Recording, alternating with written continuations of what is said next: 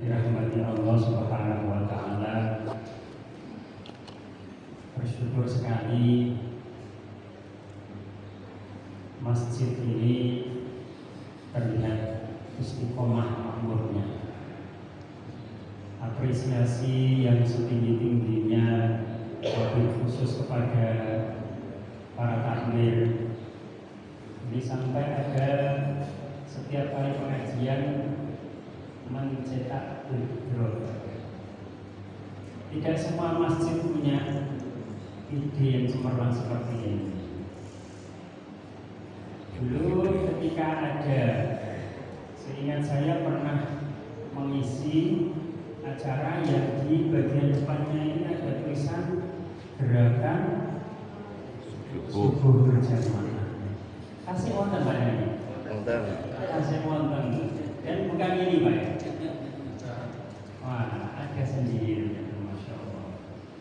Di bagian belakang itu saya baca ada nuzulul Quran, bagian depannya kultum subuh, Masya Allah.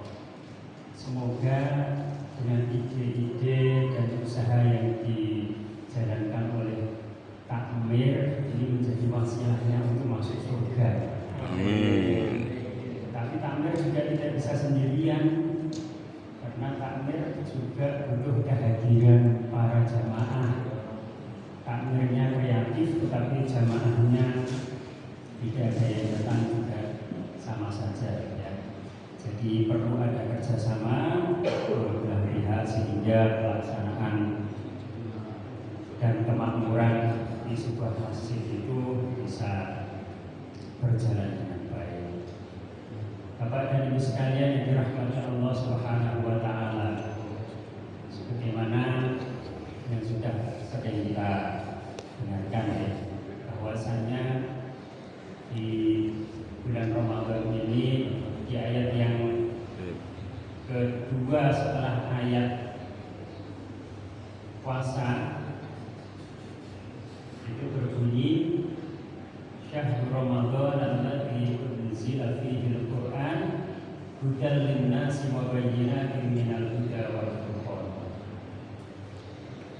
Jadi di bulan Ramadan ini Allah Subhanahu wa taala secara khusus menurunkan yang namanya Al-Qur'an. Yang mana Al-Qur'an ini disebutkan sebagai hudan lin-nas, sebagai petunjuk bagi kita semuanya, sebagai undang-undang untuk kita semuanya, sebagai tata aturan untuk kita semuanya, sebagai way of life, jalan hidup untuk kita semuanya. Makanya mari bersama-sama di angan-angan kita muhasabah diri kita sendiri. Apakah sejauh ini apa yang sudah kita pelajari dari Al-Quran itu benar-benar sudah meresap dalam diri kita? Jadi Al-Quran itu pertama-tama kita kan level pertama dari seseorang yang belajar Al-Quran itu kan bisa membaca. Level pertama belajar Al-Quran kita bisa membaca Al-Quran. Bismillahirrahmanirrahim. Alif Lam Mim. Dzalikal kitabul la raiba fihi. Bisa membaca. Ya, jadi seluruh Al-Quran mulai dari pertama sampai dengan terakhir kita bisa membaca. Itu adalah level pertama kita belajar Al-Quran. Lalu selanjutnya kalau memang kita ingin meningkatkan kualitas kita terhadap Al-Quran, apa yang kita lakukan? Yaitu kita berusaha untuk bisa membaca Al-Quran sekaligus mengerti artinya, mengerti maknanya. Bismillahirrahmanirrahim. Artinya apa? Dengan menyebut nama Allah yang Maha Pengasih lagi Maha Penyayang. Alhamdulillahirabbil alamin. Segala puji bagi Allah Tuhan seluruh sekalian semesta alam. dan seterusnya. Jadi Bapak dan Ibu sekalian, meskipun yang disebut sebagai Al-Quran itu adalah kalamullah al-munazzal ala nabiyina Muhammadin sallallahu alaihi wasallam, al-matlu al-manqulu bitawadhi al-muta'abbad bitilawatihi. Membaca saja Al-Quran itu sudah mengandung pahala. Itu adalah level pertama ketika kita memahami Al-Quran. Kita bisa belajar Al-Quran. Jadi membaca saja itu sudah muta'abbad bitilawati. Beda dengan hadis, beda dengan qaul sahabi.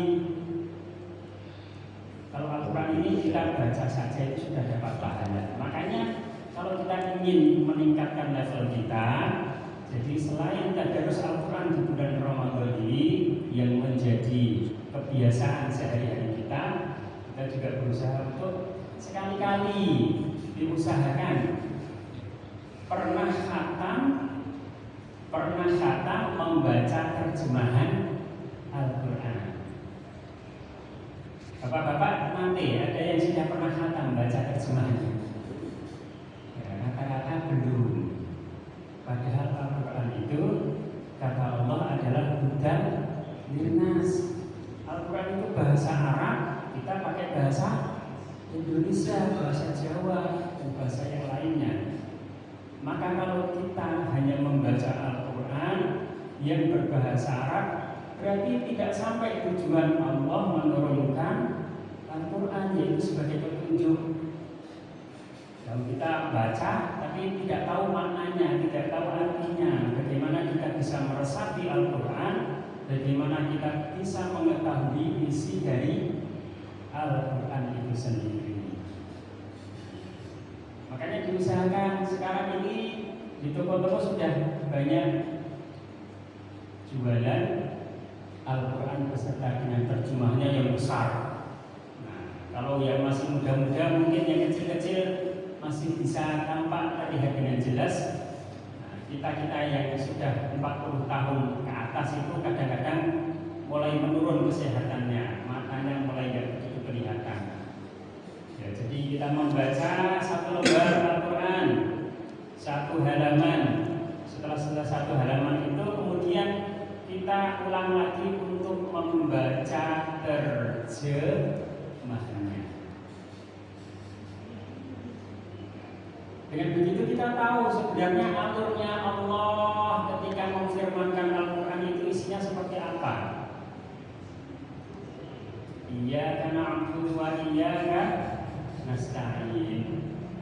Hanya kepadamu kami menyembah dan hanya kepadamu kami meminta pertolongan. Kok hanya kepadamu? Kenapa kok tidak dibalik? Na'budu, kami menyembah iyyaka kepadamu. Wa nasta'inu iyyaka, dan kami meminta pertolongan kepadamu. Kenapa kok iyyakanya didahulukan? Kenapa iyyaka yang kedua juga didahulukan? Nah, Bapak dan Ibu sekalian, ini akhirnya kita harus belajar berikutnya. Kalau kita sudah berusaha untuk bisa membaca Al-Quran dan kemudian terjemahnya juga berusaha untuk kita baca, maka level berikutnya belajar Al-Quran itu adalah belajar tafsir, menafsiri Al-Quran. Bagaimana tafsirnya Al-Quran, makna sesungguhnya itu menurut penjelasan Rasulullah, menurut penjelasan para ulama itu seperti apa. Al-Quran itu kalamullah, betul Bapak nggih?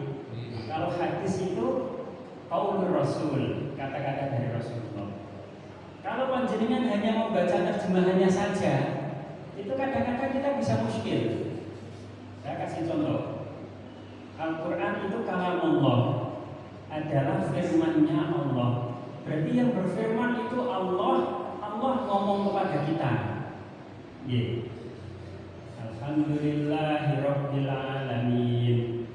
Bayangkan, Allah ngomong kepada kita, bilangnya Alhamdulillahirabbil alamin, segala puji bagi Allah. Allah ngomong skala, mestinya kan ngomong, Allah ngomongnya firman-Nya kan bukan alhamdulillah, alhamdulillah untuk diriku, segala puji milikku. Kenapa? Lillah. Coba nih, panjenengan angan-angan. Karena kita sholat setiap hari baca Fatihah. Kalau sehari ada 17 rakaat, berarti minimal sehari kita 17 kali baca Fatihah. Dimulai Bismillahirrahmanirrahim. Kenapa Allah bilangnya kok dengan menyebut nama Allah?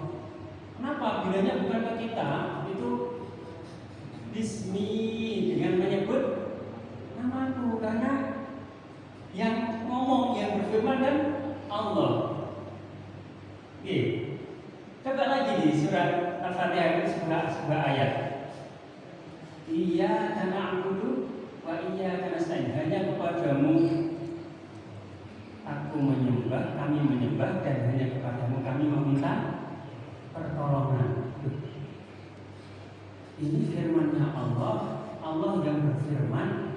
Tetapi kalau Allah meminta pertolongan, iyakah hanya kepadamu, padahal itu disampaikan kepada kita. Loh, masa Allah minta pertolongan pada makhluk? Padamu kan bisa untuk manusia kan ini kan, untuk makhluknya.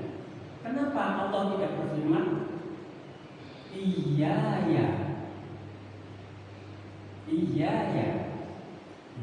ada dua kali. Ihdinas siratal mustaqim. Ya Allah, ihdinas, semoga Engkau memberikan petunjuk kepada kami as-siratal mustaqim, jalan yang lurus. Ini lagi-lagi di surat Fatihah itu seakan-akan ketika Allah berfirman itu Allah meminta pertolongan pada dirinya sendiri. Ihdinas siratal mustaqim. Berarti Allah, bagaimana ini maksudnya? Inilah yang baru kita pahami ketika kita belajar tafsir, Bapak dan Ibu sekalian. Oke, kelihatan muskil ini. Allah bilang sesuatu tetapi muskil. Bagaimana sesungguhnya? Ayat Al-Quran ini disebut sebagai kalam Allah, sebagai firman-Nya dari Allah yang turun untuk kita sebagai petunjuk ini, tapi ternyata di dalamnya itu muskil. Ada sesuatu yang Allah firman-Nya kok seperti ini. Ya, mestinya kan kalau kita ngomong saya dan kamu, saya meminta pertolongan kepada kamu, kamu memberikan pertolongan kepada saya, kan mestinya seperti itu. Tapi panjenengan ternyata di Al-Quran itu ada banyak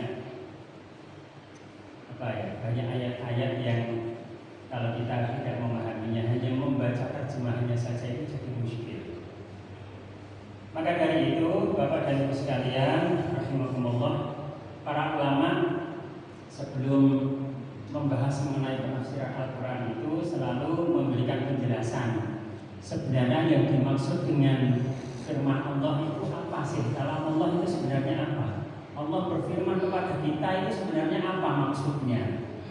Jadi maksudnya bahwa sesungguhnya ketika Allah berfirman menyampaikan Al-Quran kepada kita, itu Al-Quran itu dari Allah dan sudah diberikan kepada kita.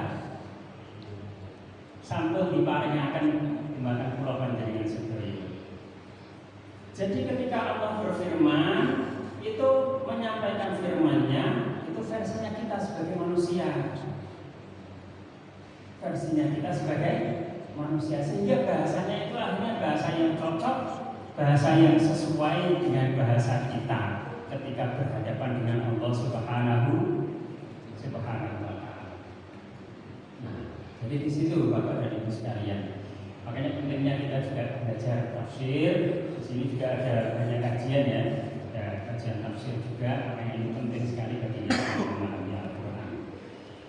Nah, level berikutnya setelah kita berusaha untuk mempelajari tafsir, yaitu kita berusaha untuk bisa mengamalkan isi dari Al-Quran itu. Bisa mengamalkan isi Al-Quran. Bagaimana kita bisa mengamalkan isi Al-Quran? Ya, kita harus tahu terjemahannya dulu, kita harus paham tentang tafsirnya. Maka dari itu, Bapak dan Ibu sekalian dirahmati Allah Subhanahu wa taala. Jadi kita sebagai manusia, sebagai salah satu makhluk Allah yang Allah ciptakan, yang ditakdirkan oleh Allah diturunkan ke dalam muka bumi ini. Ini di dalam Al-Quran dijelaskan bahwa kita ini memang sebenarnya diberikan prioritas oleh Allah, diberikan prioritas. Ya. Jadi disebutkan di Quran, wa 'allama Adama al-asma'a kullaha tsumma 'aradahum 'alal malaikah. Jadi Allah pada suatu ketika menyampaikan kepada Nabi Adam yang waktu itu masih berada di surga. Jadi Allah secara khusus, Nabi Adam masih sendirian, belum ada Sayyidah Hawa, itu dipanggil oleh Allah, kemudian diajari nama-nama, segala nama diajarkan oleh Allah kepada Nabi Adam. Diajari oleh Allah, kemudian semua aradhum 'alal malaikah. Kemudian Nabi Adam ini dikumpulkan bersama dengan para malaikat. Dan malaikat dibilang oleh Allah, ditanya, wahai para malaikat, sebutkan nama-nama. Jadi pada dasarnya sebenarnya kalau boleh dikatakan, ya ini sebuah kompetisi yang tidak fair sebenarnya. Allah sebenarnya tidak fair juga. Ya, Nabi Adam diajari nama-nama, kemudian malaikat yang tidak diajari nama itu semua aradhum 'alal malaikah. Malaikat kemudian ditanya oleh Allah, malaikat sebutkan nama-nama. Ini kayak ujian, kayak tes, sudah dikasih bocoran sama Allah Subhanahu wa taala. Sampai tidak fairnya begitu Allah kepada kita ini, dikasih bocoran duluan, malaikat tidak dikasih bocoran. Artinya kita sebagai manusia keturunan Adam alaihissalam ini memang sudah banyak diberikan bocoran. Maka Al-Quran itu bicara masa lalu. Bocorannya apa di Al-Quran? Bahwa kita dulu itu pernah dikumpulkan semuanya oleh Allah, ditanya, apakah kalian mengakui bahwa aku adalah Tuhanmu? Jawaban kita apa? Seperti itu. Qalu bala syahidina. Kita semuanya bersaksi bahwa Allah lah Tuhan kita. Itu zaman dulu, zaman azali. Al-Quran juga bicara masa sekarang. Al-Quran juga bicara tentang masa yang akan datang. Jadi 3 masa ini Al-Quran bicara semua.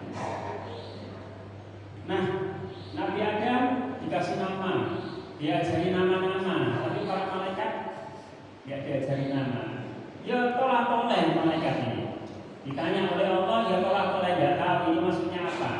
Jawabannya apa? Para malaikat menjawab, qalu subhanaka la ilma lana illa ma 'allamtana. Ya Allah, Panjenengan itu maha suci.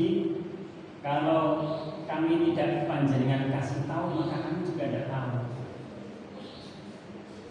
Makanya dari sini kita mengetahui, oh ternyata malaikat itu tidak pintar, Pak. Malaikat itu bahkan pintar. Kita pintar, manusia itu pintarnya luar biasa. Jadi kalau malaikat dikasih tugas oleh Allah untuk mencatat amal, ya bisanya mencatat amal. Malaikat dikasih tugas oleh Allah diciptakan untuk bertasbih, bisanya cuma ya bertasbih itu saja. Makanya dikisahkan pada suatu ketika sahabat Umar itu meninggal, itu sahabat Ali kepo istilahnya sekarang, kepo, pengen tahu sebenarnya Umar waktu di dunia itu gagah perkasa, gayanya luar biasa. Itu kalau ngadepi malaikat mungkar nakir itu gimana? Apakah dia juga akan gagah seperti di dunia ataukah ya mengkeret karena berhadapan dengan 2 malaikat, kepung 2 malaikat sekaligus.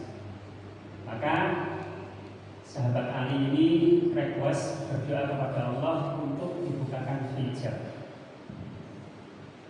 Bagaimana keadaan Umar ketika di alam kubur menghadapi dua malaikat? Dan ternyata apa yang terjadi? Sahabat Umar dunianya galak, ternyata di kuburan juga galak. Jadi manusia itu nanti karakternya juga akan terbawa. Jadi kalau di dunia galak, nanti di kuburan juga bisa galak seperti Umar. Kalau di dunia halus, ngadep malaikat nanti juga di manut ditanya, man rabbuka, dijawab Allahu Rabbi. Umar tidak mau jawab sama sekali ternyata. Dibuka hijabnya, sahabat Ali kemudian bercerita apa yang dilakukan Umar. Kamu siapa berani tanya-tanya kepada saya? Galaknya. Panjenengan bisa belajar dari Umar ini nanti. Tips ya. Jadi tidak semua pertanyaan dari malaikat mungkar nakir atau bahkan pertanyaan mungkar nakir ini tidak harus dijawab juga. Kamu siapa kok berani tanya kepada saya? Umar bilang seperti itu. Saya adalah utusan Allah yang bernama Mungkar Nakir untuk bertanya kepadamu karena kamu sudah masuk di alam kubur. Itu tugas saya. Berani-beraninya kamu tanya kepada saya. Kamu nggak tahu ya siapa saya? Masih galak lagi. Dijawab itu masih galak. Kamu tahu siapa saya? Saya kasih tahu. Saya adalah sahabatnya kekasihnya Allah. Kekasihnya Allah adalah Muhammad. Itu saya bestinya. Saya sahabat dekatnya. Berani-beraninya kamu tanya man rabbuka. Apa kamu nggak yakin kalau saya itu iman sama Allah? Bingung ini malaikat ini. Ditanya seperti itu bingung. Ya, karena malaikat memang tugasnya hanya bisa tanya man rabbuka, man nabiyuka, ma kitabuka dan lain sebagainya itu. Dijawab sama Umar dengan jawaban yang lain, bingung. Baliklah dia kepada Allah. Maka ya Allah, ini ada hambamu yang katanya, tapi dia malah nantang saya, mendebat saya, tidak mau menjawab. Nah, jawabannya Allah ternyata ya sudah, biarkan saja, dibiarkan saja. Bahwa ada banyak kisah, termasuk ada sebuah kisah lagi di dalam beberapa kitab itu disebutkan, dijelaskan. Suatu ketika Kanjeng Nabi Ibrahim, seorang Abul Anbiya, bapaknya para nabi, termasuk juga buyutnya Nabi Muhammad ini, Nabi Ibrahim, itu didatangi malaikat Israel yang mau nyabut nyawa. Ditanya, kamu siapa? Saya Israel, datang untuk mencabut nyawamu, ya Ibrahim. Tuh, apa tandanya? Aku gak mau ngomong duluan, dan itu kamu sudah punya uban. Itu adalah tandanya kamu sudah menua, mau saya cabut nyawanya. Sudah diperintahkan Allah, saya waktunya nyabut nyawamu. Tidak mau saya. Loh, kenapa tidak mau? Loh, gimana? Allah itu bilang kalau saya adalah kekasihnya. Masa kekasihnya menyakiti orang yang dikasihi? Bingung. Malaikat Israel dikasih didebat begini, bingung. Gimana saya harus menjawabnya? Kekasih kok menyakiti yang dikasihi? Gak bisa jawab. Ngadep ke Allah, padul ya Allah, ini Ibrahim tidak mau saya cabut nyawanya. Ya, debat saya begini. Oh gitu ya. Wes, jawaban gini, kembali ke Ibrahim. Jawablah dengan jawaban, wahai Ibrahim, di mana ada seorang kekasih yang tidak rindu untuk segera bertemu dengan yang dikasihi?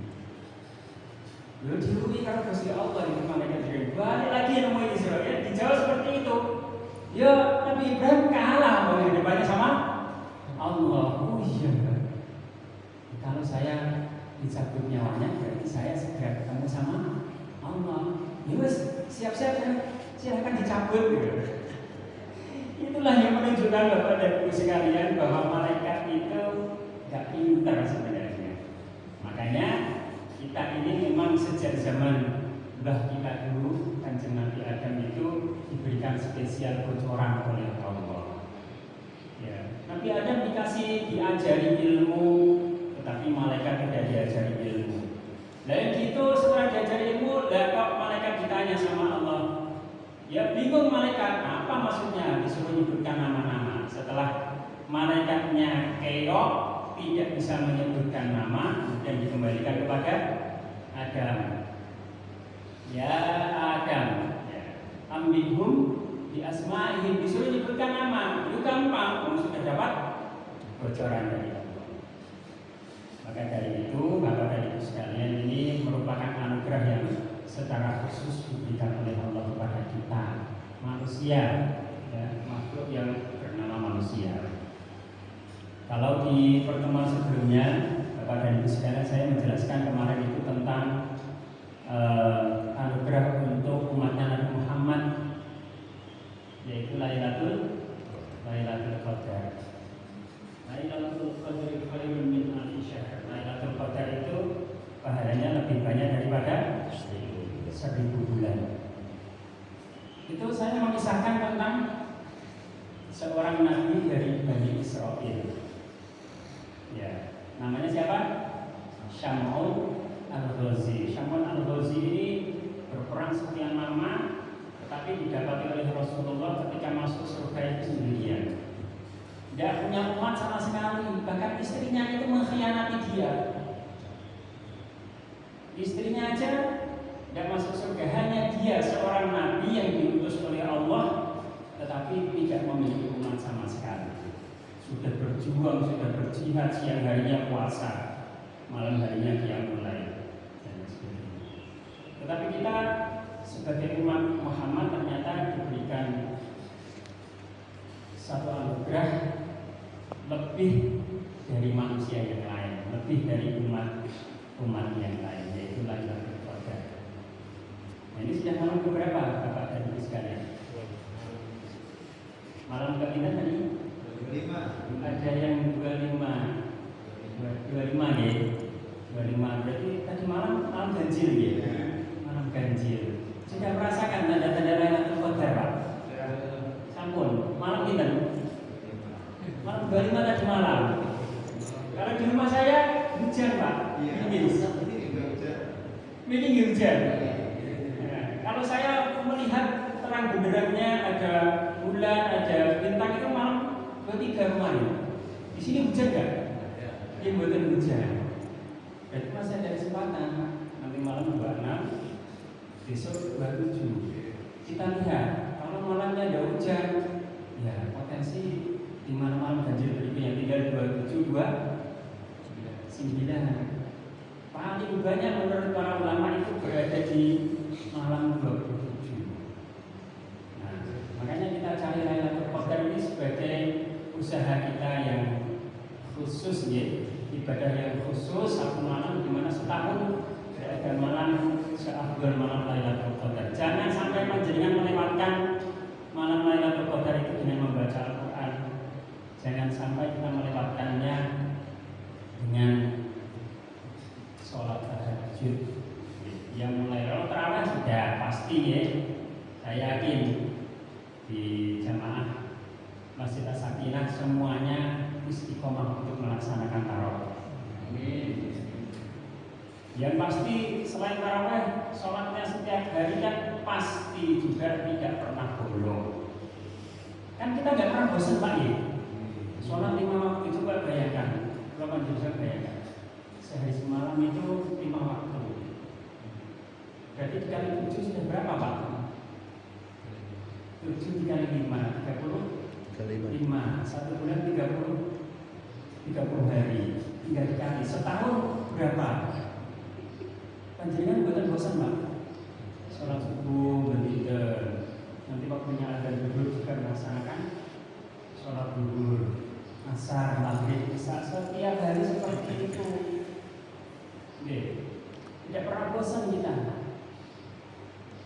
Jadi sesungguhnya kalau kita ingin mengamalkan Al-Quran itu sebenarnya sederhana. Cukup dengan satu ayat ini sebenarnya sederhana. Kata Al-Quran, inna sholata kanat 'alal mu'minina kitaban mawquta. Sesungguhnya sholat itu adalah kewajiban yang dibebankan oleh Allah yang waktunya sudah ditentukan. Jadi kalau kita angan-angan Bapak dan Ibu sekalian, sebenarnya hidup kita itu sebenarnya hidup untuk bekerja atau hidup untuk beribadah. Ini ringan tapi berat juga ini. Kita hidup untuk kerja, kita hidup untuk makan, atau kita hidup untuk ibadah. Saya setuju Pak. Sekarang saya tanya lagi. Panjenengan setiap hari mulai bangun tidur itu yang diingat hidup saya itu menunggu untuk sholat atau menunggu untuk bekerja?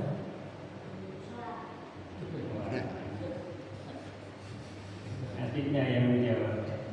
Jadi sederhananya sebenarnya hidup kita ini ringan-ringannya kalau kita menerapkan hal sederhana seperti ini, insya Allah ini bisa jadi wasilah kita udah masuk ke dalam surga, insya Allah. Jadi apa? Kita angan-angan, kita jadikan, kita internalisasikan ke dalam diri kita ini bahwa sesungguhnya kehidupan kita yang sehari semalam itu ada 24 jam. Kita sederhanakan menjadi sebenarnya hidup kita itu adalah menunggu dari sholat satu ke sholat yang lain. Ini barusan kita melaksanakan sholat subuh. Terus habis ini ngapain kita? Menunggu sholat duhur. Habis menunggu sholat duhur, menunggu sholat asar. Setelah itu maghrib, isya, kembali lagi ke subuh. Besoknya lagi muter lagi lima waktu. Nah, di sela-sela kita menunggu sholat itu, kita berangkat ke kantor. Itu hiburan kita. Itu bukan intinya, bukan utama.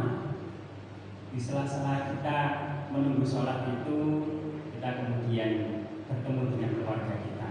Di sela-sela itu kita jalan-jalan, itu sela-selanya. Dengan begitu Bapak dan Ibu sekalian, kita akhirnya kehidupan sehari-hari kita itu menjadi kehidupan yang penuh dengan ibadah. Itu gampang apa susah? Kayaknya ringan, sepertinya ringan. Coba kita internalisasikan, kita masukkan ke diri kita.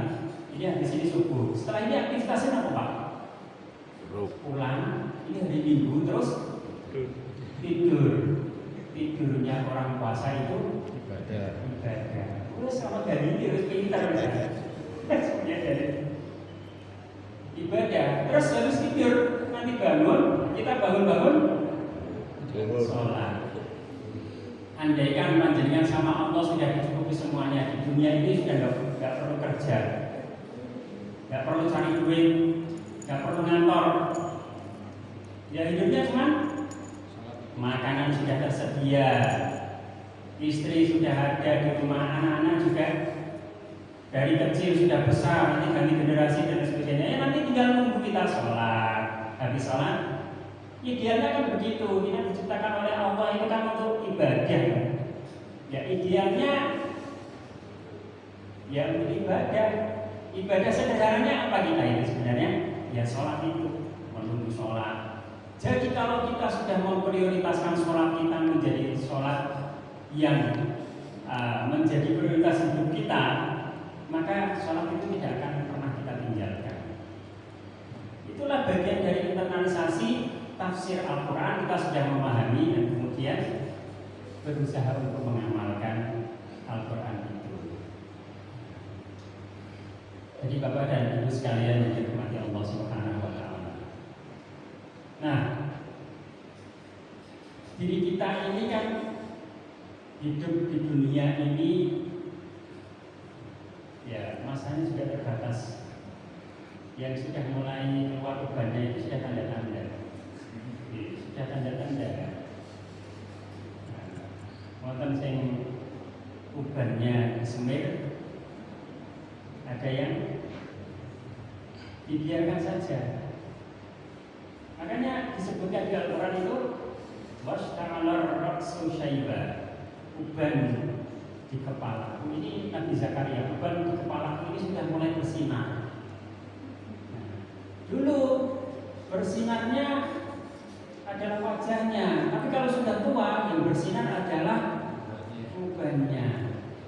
Makanya karena uban ini bersinar kalau kita sudah tua, itu diharamkan untuk kita menyemir uban dengan warna yang asli rambut kita. Orang Indonesia rambutnya warnanya hitam, maka kita tidak boleh menyemir uban kita itu dengan warna hitam. Boleh nggak kita semir dengan warna yang lain, Bu? Boleh. Malu di warnanya putih disemir. Pakai warna yang merah, boleh. Disemir pakai warna yang hijau supaya kayak artis-artis itu, boleh. Tapi tidak boleh kita mengembalikan seperti ketika kita masih muda. Ada yang negara lain itu yang rambutnya aslinya sejak kecil itu warnanya merah, maka saat tua sudah berubah tidak boleh disemir warna merah. Ada di negara lain juga yang rambutnya sejak kecil itu sudah putih. Nah, maka saat nanti berubah, ubannya warnanya apa ya? Kalau rambutnya warnanya putih, apakah semakin putih atau justru malah jadi hitam? Saya juga nggak tahu. Barangkali Bapak dan Ibu ada informasi itu. Karena umumnya yang dimaksud dengan syaiban itu warna hitam menjadi putih. Maka dari itu Bapak dan Ibu sekalian, karena umur kita memang terbatas, suatu ketika nanti pasti roh kita dan jasad kita itu pasti juga akan berpisah. Ya. Jadi yang mati itu adalah jasadnya, roh kita itu mati betul. Roh kita itu nggak akan pernah mati. Semenjak Allah menciptakan roh itu nggak akan pernah mati. Ketika zaman azali dulu Allah menciptakan roh kita, itu nggak mati, sudah hidup. Kita masuk ke alam rahim ibu kita, roh kita masih sama. Alam dunia juga roh kita itu masih sama, itu tidak berubah. Setelah itu roh itu masuk ke alam kubur. Jasadnya mati, ya, dikebumikan, tetapi roh kita itu masih sama, roh yang dulu. Saat nanti kita menghadapi timbangan amal, itu roh kita juga masih sama.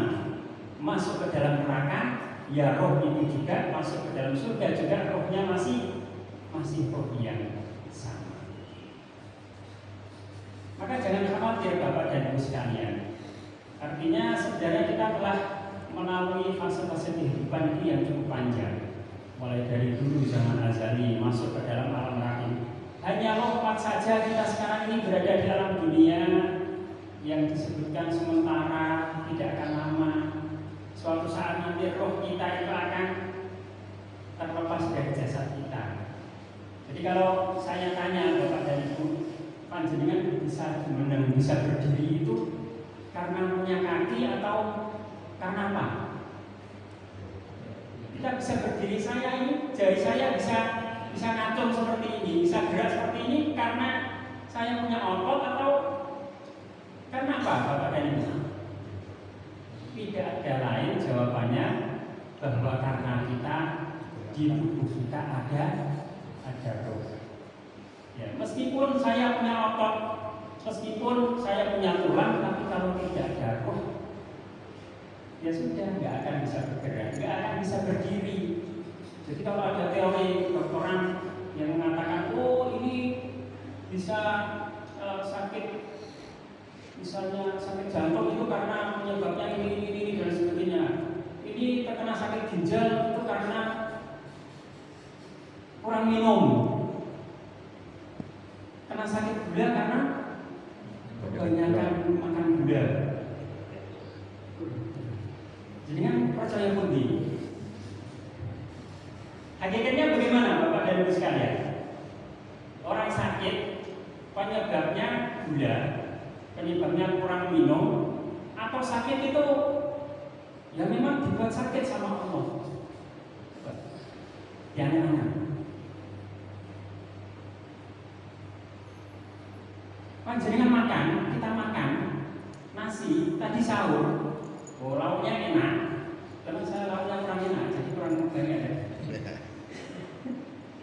Pas lauknya enak kita makan, setelah makan kenyang sekali. Kita kenyang karena makan atau kenyang karena Allah? Kalau belum ngaji, kalau kita angan-angan, saya sebelum sahur itu lapar, setelah saya memasukkan nasi ke perut saya, ternyata merasakan sudah tidak lapar lagi. Nah, kok bisa tidak lapar ya? Siapa yang membuat kita tidak lapar? Kok bisa kita merasakan rasa lapar, rasa haus itu? Sebabnya apa? Oh, penjelasannya para dokter itu karena nutrisinya sudah terserap oleh tubuh sehingga membutuhkan tambahan nutrisi support lagi, nutrisi yang baru harus dimasuki lagi. Kalau kita tarik lagi ke belakang, siapa yang menjadikan tubuh kita itu membutuhkan nutrisi itu? Coba, siapa? Lagi-lagi kalau kita kembalikan, semuanya adalah ketentuan dari Allah Subhanahu wa Ta'ala. Jadi apapun yang ada di dunia itu, kalau kita sakit misalnya demam, demam ini penyebabnya ini. Demam itu sendiri kok ada namanya penyakit demam, ada namanya penyakit gula, ada namanya penyakit ginjal, dan lain sebagainya. Itu kok bisa muncul penyakit itu? Kita juga tidak tahu jawabannya. Jadi segala sesuatu di alam dunia ini sebenarnya